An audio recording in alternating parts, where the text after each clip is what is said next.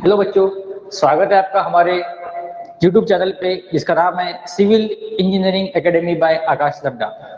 आज हम लोग जिस टॉपिक को पढ़ने वाले हैं उसका नाम है थर्मल स्ट्रेस और टेम्परेचर स्ट्रेसेस। इसके बारे में एसएससी जेईई में या गेट में अभी तक 3 से 4 बार क्वेश्चन पूछा हुआ है। कभी कभी थ्योरी क्वेश्चन पूछते, कभी कभी न्यूमेरिकल भी पूछते हैं। ठीक है, तो आज हम इस टॉपिक को डिटेल में स्टडी करेंगे। 70% बच्चे इस टॉपिक में गलती कर देते, जो गलती ये वीडियो देखने के बाद में आपसे बिल्कुल नहीं हो पाएंगी। ठीक है, देखो सबसे पहले हम देखते हैं टेम्परेचर स्ट्रेस क्या होता है। What is the meaning of temperature stress? Temperature stress कब प्रोड्यूस होता है? जब किसी बार के ऊपर या किसी मेंबर के ऊपर, किसी रॉड के ऊपर बहुत ज्यादा टेम्परेचर वेरिएशंस हो रहे हैं।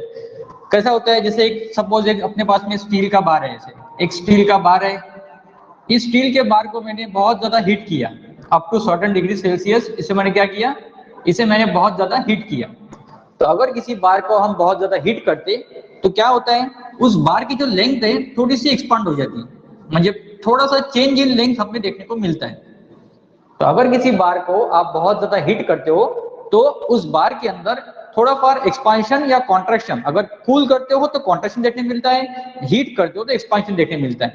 और अगर इस एक्सपांशन को आपको रोकने का है, आपको प्रिवेंट करने का है, तो क्या करना पड़ेगा, साइड से फोर्स लगाना पड़ेगा ना। जैसा ये बार को मैंने बहुत ज्यादा हीट किया, इसके वजह से क्या हो गया, इसकी लेंथ बढ़ गई। और अब इस एक्सपांशन को अगर हमें प्रिवेंट करने का है तो हम क्या करेंगे, साइड से फोर्स लगाएंगे। तो कौन से फोर्स लगाएंगे हम? अगर रोकने का है तो कौन सा फोर्स लगाना पड़ेगा, कॉम्प्रेसिव फोर्स लगाना पड़ेगा। मतलब जो टेम्परेचर स्ट्रेस प्रोड्यूस होगा वो कौन सा प्रोड्यूस होगा, कॉम्प्रेसिव स्ट्रेस प्रोड्यूस होगा। देखो इसके ऊपर अपने को ट्रैप कैसे करते हैं क्वेश्चन वाले, अपने को एग्जाम में कैसे ट्रैप करते हैं। एग्जाम में तुमको सिंपली बोला रहेगा कि एक स्टील बार है, और steel bar is heated from 20 degree Celsius to 50 degree Celsius. A steel bar heated from 20 degree Celsius to 50 degree Celsius. Which stress will produce? Which stress will produce? इसमें हमको लिखने का है जीरो स्ट्रेस, क्योंकि जब तक तुम लोड नहीं लगाते तब तक स्ट्रेस प्रोड्यूस नहीं होता। क्वेश्चन ने क्या पूछा, सिर्फ हमारे को एक स्टील बार को 20 डिग्री से 50 डिग्री तक के हीट किया तो क्या हो गया, लेंथ बढ़ गई। पर उस लेंथ को प्रिवेंट करने के लिए साइड से फोर्स लगाया गया हमने, ऐसा क्वेश्चन में मेंशन किया हुआ नहीं है। यही क्वेश्चन दूसरी तरीके से पूछ सकते हैं हम। A steel bar heated from 20 degree Celsius to 50 degree Celsius and expansion of the rod is to be prevented. आगे क्या बोला उसने, expansion of the rod is to be prevented, which stress will produce. Expansion को अगर prevent करने का है, expansion को अगर प्रिवेंट करने का है तो कौन सा स्ट्रेस लगाएंगे हम, कॉम्प्रेसिव स्ट्रेस लगाएंगे। अगर एक्सपांशन हो रहा और तुम टेंसाइल लगाओगे तो एक्सपांशन बढ़ेगा ना, और एक्सपांशन को रोकने का है तो कॉम्प्रेसिव लगाना पड़ेगा, और अगर कॉन्ट्रैक्शन को रोकने का है तो टेंसाइल स्ट्रेस लगाना पड़ेगा। So if contraction is to be prevented the nature of stress should be tensile. तो ये दो तरीके से अपने को ट्रैप कर सकते हैं। पहला क्वेश्चन कैसा आएगा, सिर्फ इस तरह से आएगा, स्टील बार सिर्फ टेम्परेचर इंक्रीज किया बस, तो कौन सा स्ट्रेस प्रोड्यूस होगा, वहां हम लिखेंगे जीरो स्ट्रेस। टेम्परेचर इंक्रीज भी किया और एक्सपांशन भी हुआ, एक्सपांशन को रोकने का भी है, तो कौन सा स्ट्रेस लगाएंगे हम, कॉम्प्रेसिव। टेम्परेचर डिक्रीज किया तो कॉन्ट्रैक्शन हुआ, कॉन्ट्रैक्शन को अगर रोकने का है तो हम कौन सा स्ट्रेस लगाएंगे, टेंसाइल।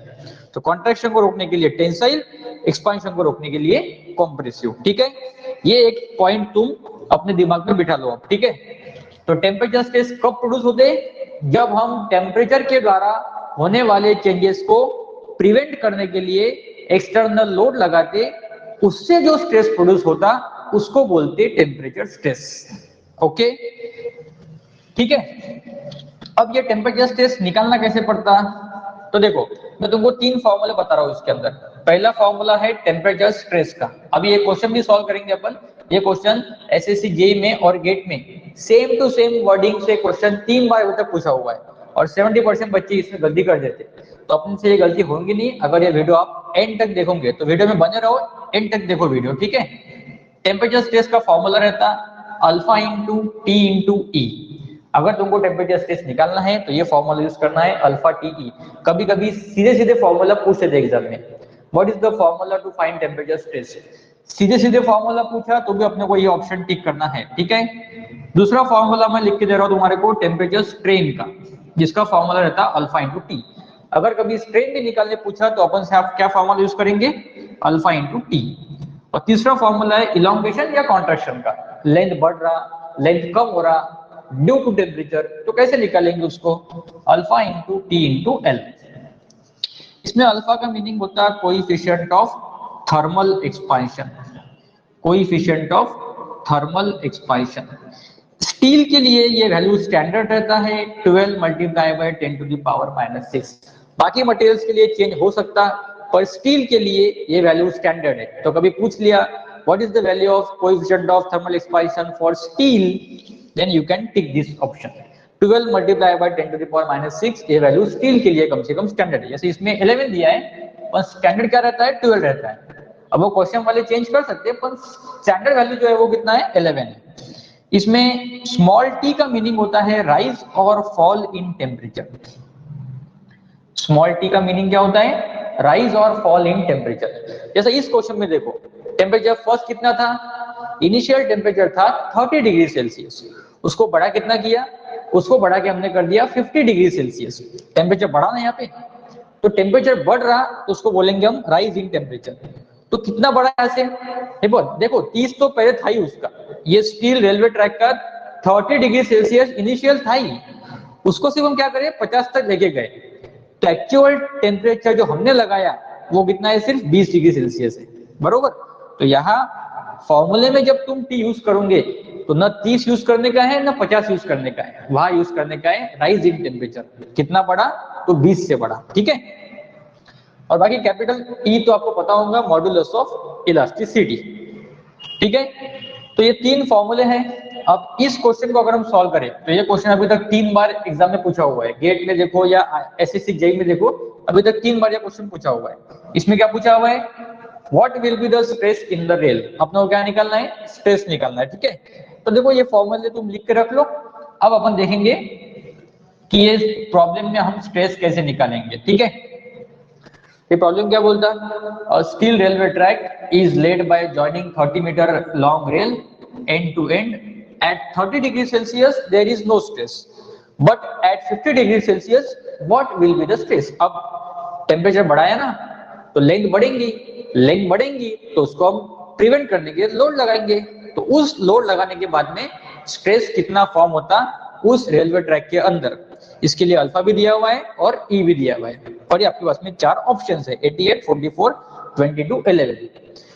मेगा पास्कल का मीनिंग होता है simply newton per millimetre square. 1 mega pascal means 1 newton per millimetre square, और 1 giga pascal means 10 to the power 3 newton per millimetre square. Conversion याद रखो, ठीक है। देखो अब सबसे पहले हम जो टी है हमारा टेम्परेचर कितना बड़ा वो देख लेंगे। इसके लिए मैं फॉर्मूला यूज करता हूं T2 माइनस T1, मतलब फाइनल माइनस इनिशियल। तो फाइनल टेम्परेचर कितना है अपना 50 डिग्री सेल्सियस, और इनिशियल कितना है हमारा 30 डिग्री सेल्सियस। तो बड़ा कितना, फिर बड़ा सिर्फ 20 डिग्री सेल्सियस, ओके। अब ये फॉर्मूले में हम पुट करेंगे, अल्फा कितना है हमारा 11 multiply by 10 to the power -6। देखो बगैर कैलसी के क्वेश्चन सॉल्व कैसे करना है वो भी हम सीख रहे हैं अभी। तो ये भी ऐसे ही अपने को एक एक सब टॉपिक के पीवाईक्यू में आपको देते रहूंगा। तो अगर आपको वीडियो अच्छा लग रहा है, आपको कंटेंट अच्छा लग रहा है, तो चैनल को प्लीज लाइक करो, वीडियो को लाइक करो, चैनल को सब्सक्राइब करो और अपने दोस्तों के साथ में शेयर करो, ठीक है। So 11 multiply by 10 to the power -6 multiply by 20 multiply by e, जो वैल्यू दिया है ई का हमने पुट कर दिया। देखो यहाँ 10 टू द पावर 5 है, ये 5 में से मतलब ये 6 में से मैंने 5 कट कर दिए। हम इंडेक्सेस में पावर का कैंसिलेशन कर सकते हैं। यहाँ 10 टू द पावर 5 है, यहाँ पे 10 टू द पावर 6 है, तो ये 6 में से 5 चले गए, तो यहाँ कितना बचा, सिर्फ अब 1 बचा। 6 में से 5 कट गए, यहाँ बचा 10 टू द पावर -1। बाकी मतलब इधर तुम्हारे पास में 10 टू द पावर -1 बचा हुआ है। बाकी मल्टीप्लिकेशन करते हैं अब 20 मल्टीप्लाई बाय 2 कितना होता है, 20 मल्टीप्लाई बाय 2 होता है 40, और 40 मल्टीप्लाई बाय 11, तो 11 मल्टीप्लाई बाय 4 कितना होता है, 11 4 तो तब तक आता ही है, तो 11 4 का 44 और एक 0 आगे और है, तो 11 मल्टीप्लाई बाय 40 का आंसर कितना है यहाँ 440। अब जब 10 टू द पावर -1 रहता है ना, तो ये -1 होता है मतलब क्या होता है डिवाइड में जाता है। जब यहाँ +1 रहता तो हम मल्टीप्लाई करते हैं, 440 10 टू द पावर +1 रहेगा, तो ये कितना हो जाएगा 4400 हो जाएगा। और अगर -1 है तो यही आंसर एक 0 से कम होके 44 हो जाएगा। -1 मतलब डिवाइड, +1 मतलब मल्टीप्लाई, तो ये आंसर आ गया अपना 44 न्यूटन पर mm स्क्वायर, मतलब ही मेगा पास्कल। ठीक है, सो हमारा आंसर कितना आया फाइनली 44 मेगा पास्कल। तो बहुत से स्टूडेंट्स यहाँ पे टेम्परेचर को गलत यूज करके इसका आंसर गलत निकाल लेते, 70% बच्चे ये गलती करते। तो इस वीडियो को देखने के बाद में टेम्परेचर स्ट्रेस से जुड़ा हुआ कोई भी क्वेश्चन तुमको पूछा तो तुम्हारे को सॉल्व करते आना चाहिए, क्योंकि हमने थ्योरी कंसेप्ट भी देख लिया कि टेम्परेचर स्ट्रेस कब फॉर्म होता, और एक जो न्यूमेरिकल क्वेश्चन एग्जाम में पूछा हुआ है बहुत से बार, वो हमने सॉल्व कर लिया। तो ऐसे ही हर टॉपिक के वीडियो, जैसा आप नेक्स्ट टॉपिक आप बोलो कौन सा चाहिए, मैं आपको इलास्टिक कांस्टेंट, सॉन्ग के जितने भी टॉपिक्स है, आरसीसी, स्टील, एफएम, जितने भी टॉपिक्स है, आपको सारे टॉपिक्स के ऐसे ही पीवाई के क्वेश्चन जो मोस्टली एग्जाम में पूछे हुए बहुत सारे बार, वो मैं आपके लिए लेके आऊंगा नेक्स्ट वीडियो में।